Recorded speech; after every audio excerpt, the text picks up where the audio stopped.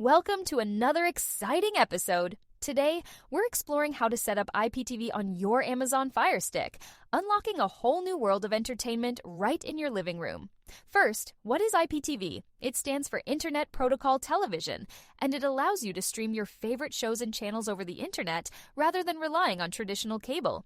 This means more choices and greater flexibility. Now, let's get into the step-by-step process for installing IPTV on your Firestick. Connect your Firestick. Make sure your Firestick is plugged into your TV and connected to your Wi-Fi. This is your gateway to endless entertainment. Consider a VPN.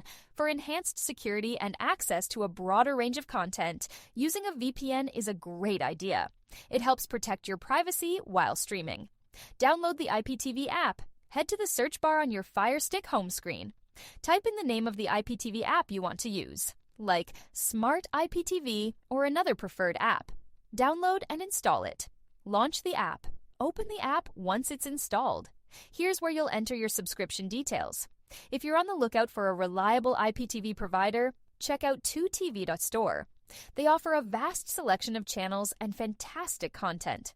Start streaming. After logging in, you'll have access to thousands of channels at your fingertips.